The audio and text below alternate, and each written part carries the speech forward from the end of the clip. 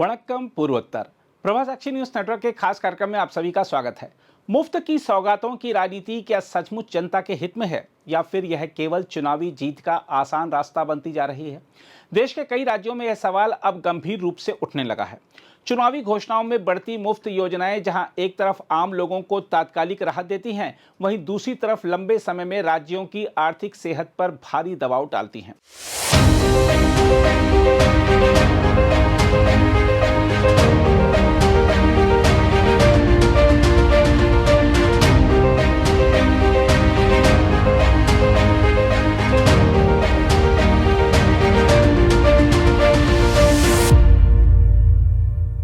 हम आपको बता दें कि तमिलनाडु विधानसभा चुनाव के लिए एआईएडीएमके ने अपना घोषणा पत्र जारी कर दिया है, जिसमें लोक लुभावन वादों की भरमार है। पार्टी के महासचिव एडापडी के पलानीस्वामी ने चेन्नई स्थित मुख्यालय में 297 वादों वाला यह घोषणा पत्र पेश किया। इसमें सामाजिक कल्याण, महंगाई से राहत और परिवारों को आर्थिक सहयोग को मुख्य आधार बनाया गया है।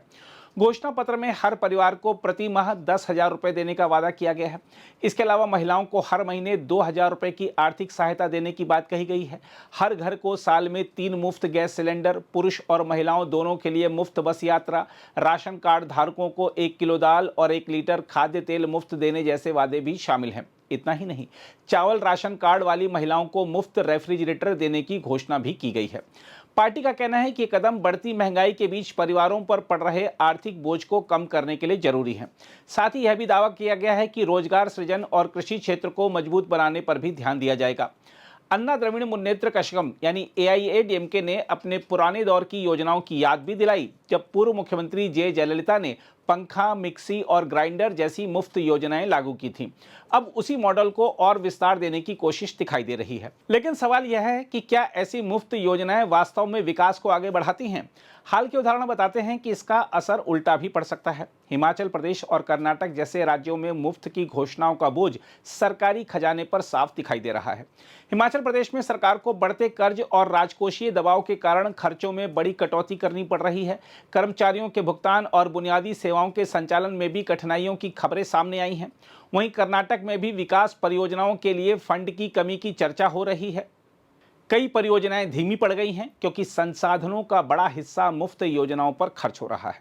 आर्थिक विशेषज्ञों का मानना है कि जब सरकारें अपनी आय से अधिक खर्च करने लगती हैं तो उन्हें कर्ज लेना पड़ता है। इससे राज्य का कर्ज लगातार बढ़ता जाता है और भविष्य की पीढ़ियों पर बोझ पड़ता है।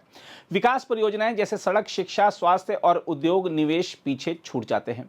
तमिलनाडु में भी यही खतरा नजर आ रहा है। चुनाव जीतने के लिए आकर्षक वादे करना आसान है, लेकिन उन्हें लागू करने के लिए भारी संसाधनों की जरूरत होती है।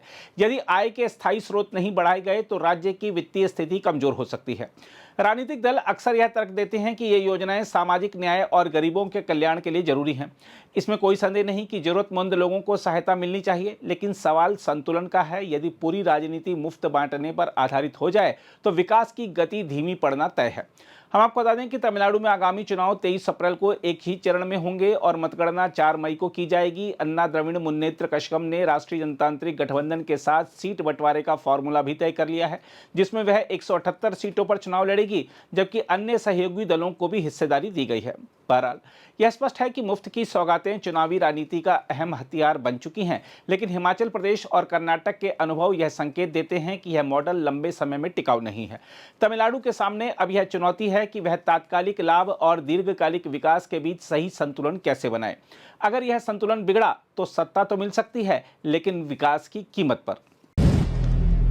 अगर आप भी लेना चाहते हैं देश दुनिया की तमाम जानकारी तो आज ही सब्सक्राइब करें हमारे चैनल को। साथ ही नीचे दिए बेल आइकन को जरूर दबाएं ताकि हर अपडेट आप तक पहुंच सके।